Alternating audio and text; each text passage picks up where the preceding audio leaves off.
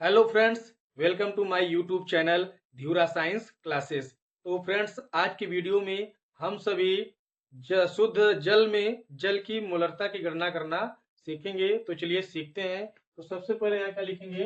हल। और प्रश्न में ये पूछा गया है कि शुद्ध जल में जल की मोलरता की गणना कीजिए।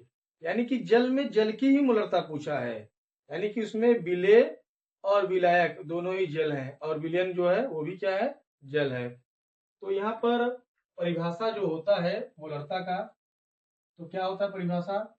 शुद्ध मोलरता परिभाषा क्या होता है कि प्रति लीटर विलयन में उपस्थित विलेय के मोलों की संख्या को मोलरता कहा जाता है। तो यहाँ पर शुद्ध जल में, यानी कि विलयन का काम कौन कर रहा है? शुद्ध जल। शुद्ध जल में जल की मोलरता, यानी कि जो विलयन है वो है शुद्ध जल, और जो विलेय के रूप में कार्य कर रहा है वो है जल। तब यहाँ पर मान लेंगे कि प्रति लीटर शुद्ध जल में, प्रति लीटर शुद्ध जल में जल की मोलरता की गणना करना है। तो हम सभी जानते हैं कि H2O जल का अणुसूत्र है। H2O का अणुभार, अणुभार कितना होता है?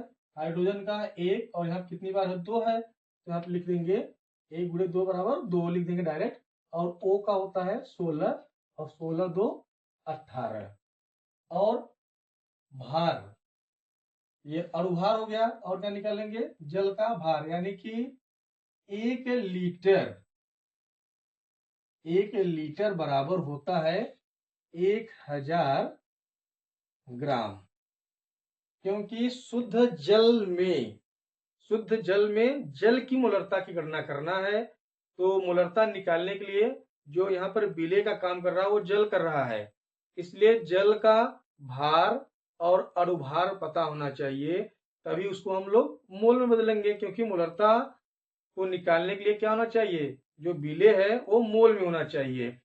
तो यहाँ पर लिख लेंगे मोलरता बराबर, मोलरता बराबर क्या होता है? विलेय के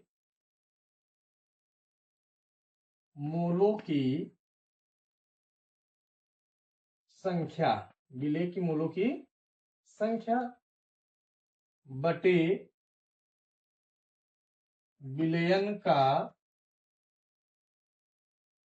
आयतन, इसमें होना चाहिए मेरे भाई लीटर में।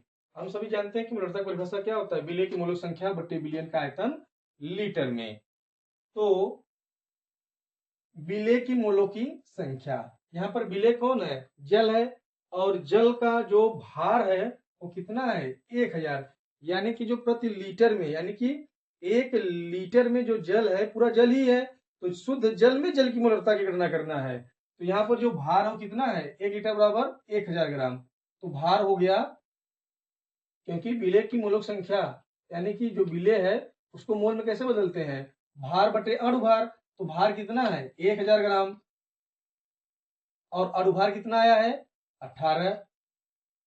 और विलयन का आयतन लीटर में, यहाँ पर जो विलयन है वो क्या है? जल ही है। और कितना है वो? प्रति लीटर, यानी कि 1 लीटर माने हैं, तो यहाँ पर कितना लिखेंगे? 1। और हम सभी जानते हैं कि किसी भी संख्या में 1 से भाग देने पर वही संख्या प्राप्त होती है। यानी कि 1018 में 1000 बटे 18 में 1 से भाग देने पर फिर यही प्राप्त होगा 1018। इसको 2 से काट सकते हैं, तो यहाँ पर आएगा 500 बटे 9। और जब 500 में 9 का भाग देंगे तो आएगा 55.55। ये आता रहेगा, तो इसको हम लोग ऐसे भी लिख सकते हैं 55.55। जो यहाँ पर अगला 5 आएगा तो हम लोग बढ़ाकर एक अंक बढ़ा देते हैं, अगर 5 से ज्यादा है तब।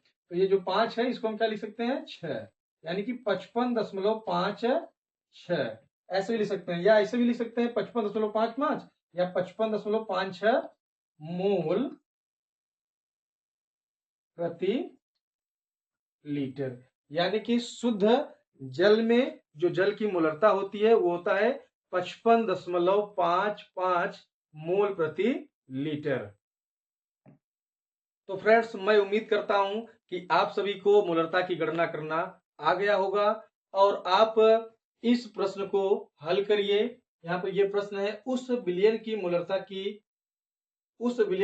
मोलरता ज्ञात कीजिए जिसके 500 मिलीलीटर में 10 ग्राम CH3COOH घुला हो।